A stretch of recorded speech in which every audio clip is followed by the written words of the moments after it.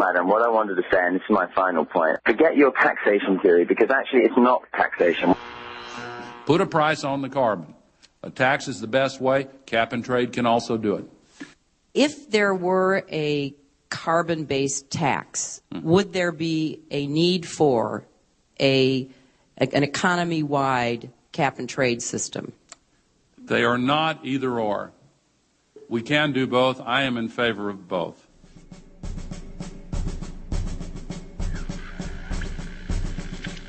The architects of the New World Order are in a race to complete the structure of world government so they can suppress the independent development of technologies that threaten their monopoly of power, while at the same time steering new developments in the direction the architects chart for humanity.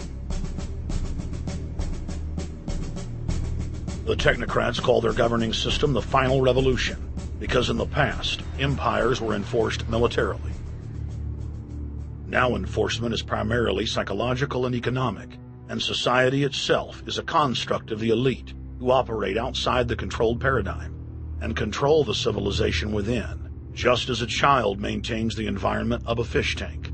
We are like lab rats living out our entire existence, never questioning the confines of the cage or the scientists who experiment on us. New World Order engineers have hijacked human destiny. Its controllers have closely studied human behavior for more than 100 years and are now steering us with expert control, using our primitive drives and desires as levers. They have developed their mind control systems to the point of being able to control the average unconscious person like a car.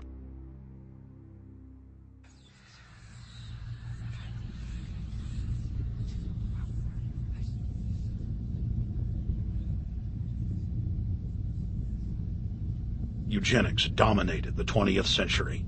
Its ruthless spirit has now metastasized into the fields of genetics, nanotech, and robotics. But that's not surprising. From their inception, all three disciplines have been dominated by eugenicists. The billionaire founder of Sun Microsystems, Bill Joy, courageously went public in 2000 to warn of a cancerous consensus among the technocratic elite that at best humanity would be completely enslaved by the year 2030, and at worst, mass extermination of everyone but the elite would take place. A who's who of the techno-elite are members of what is known as the transhumanist or post-humanist movement. Many of its adherents see only the beneficial aspects of technology's exponential rise, like bringing sight to the blind, sound to the deaf, and longer life for all. But what many of them don't know is that master eugenicist Julian Huxley founded transhumanism, and that society's controllers openly admit that the new system is designed to progress into absolute tyranny.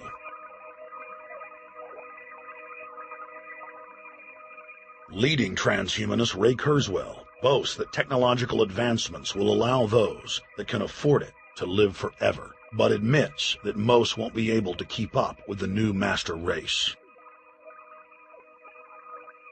The drive for world government is now all about who will control and have access to radical life extension systems. Biological evolution is too slow for the human species. Over the next few decades, it's going to be left in the dust. Transhumanists believe that they will attain the fountain of youth by merging with technology. Now, it may be within their reach. Decades ago, transhumanists said that if you did not accept augmentation or enhancements, you would no longer be able to get jobs. And now it's happening today. The elite who occupy the commanding heights of digital reality are suicidal nihilists. Suicidal nihilists know that there is no longer any substantive purpose to their willing, but they would always prefer to go on willing than not to act at all. They can very happily ally themselves with the notion of nuclear holocaust or perfect exterminism. Technology has become so powerful in its capacity for destruction that free humanity cannot afford to let psychopathic technocrats with delusions of grandeur repeat the mistakes of their forebears, because it is highly probable that this time they may destroy everything, including themselves in their mad rush for godhood.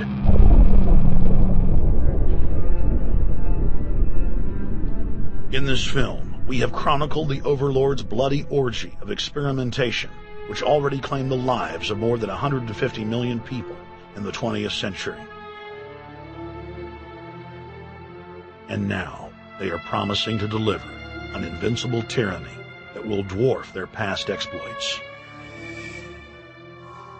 In the days of World War II, there were sovereign nations and armies to stand against Hitler's final solution. Once world government is in place, no one will be able to stop the New World Order's plans for global population reduction.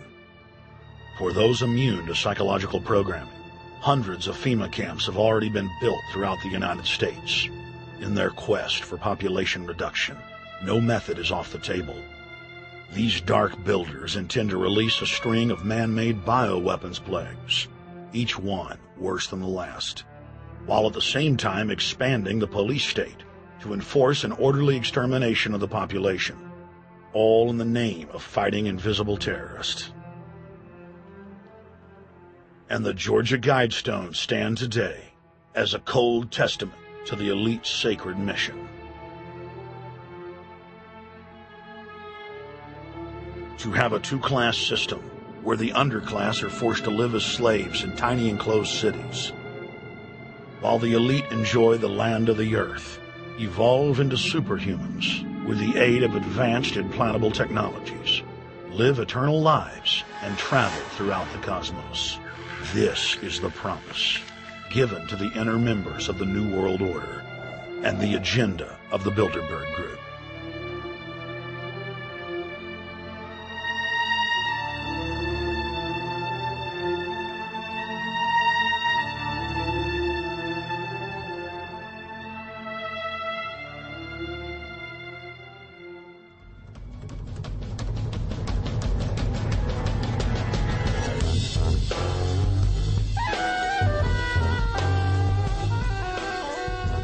In 2007, Jim Tucker continued his 30-year quest to expose the globalist by traveling to Istanbul, Turkey, the site of Bilderberg, 2007.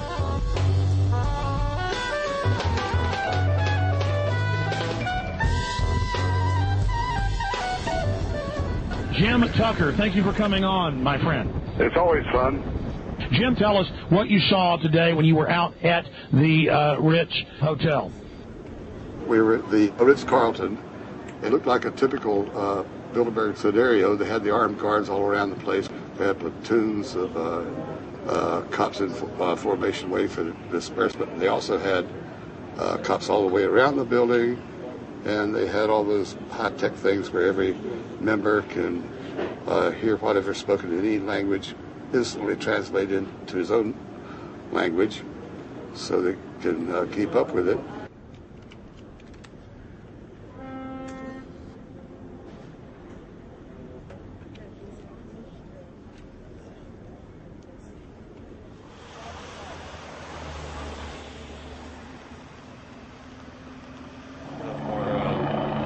Like that, I'm doing the same thing for the Free Press.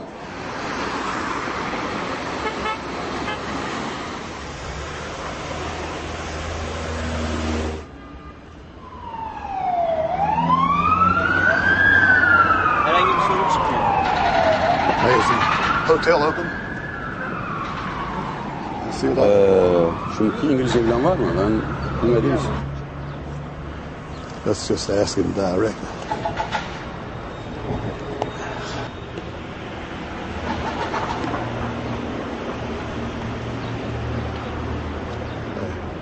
Is Bilderberg meeting here this weekend?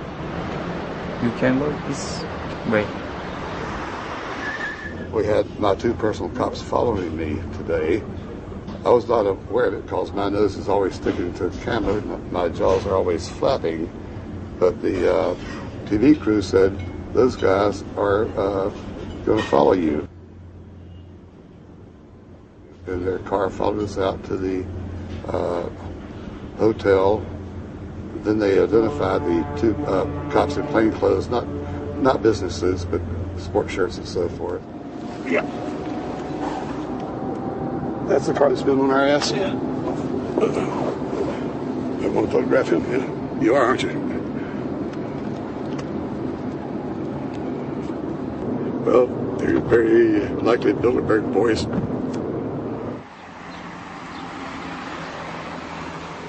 John Elkin, owner of Fiat and a fellow Bilderberger, thought that they could take a stroll off the grounds without being noticed by the commoners. I was thinking about that.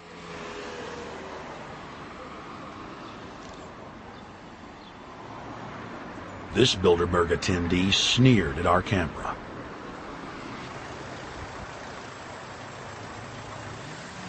This carload of kingpins gave the media a murderous look and seemed shocked that they would dare point a camera in their direction.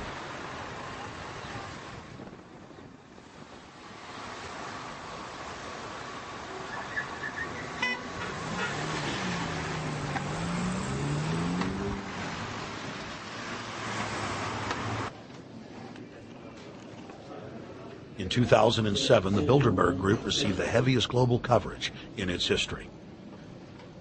Jim Tucker witnessed press conferences attended by hundreds of members of the media and a new generation of info warriors, like reporter Paul Dornanu of Romania, are tracking the elite no matter where they hide.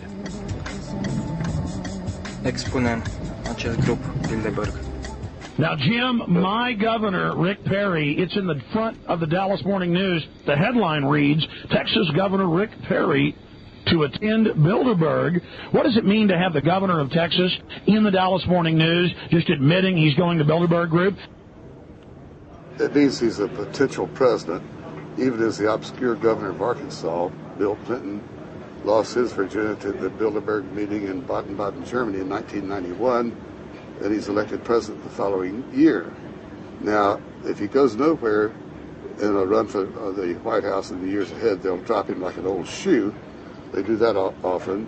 But officially, Bilderberg considers Governor Rick Perry a potential president of the United States. Yes, it's a violation of the Logan Act, for which Bill Clinton's White House was fined $300,000, which means the taxpayers paid it. When Perry returned to Texas from Istanbul, we were determined to hold him accountable for his treasonous actions.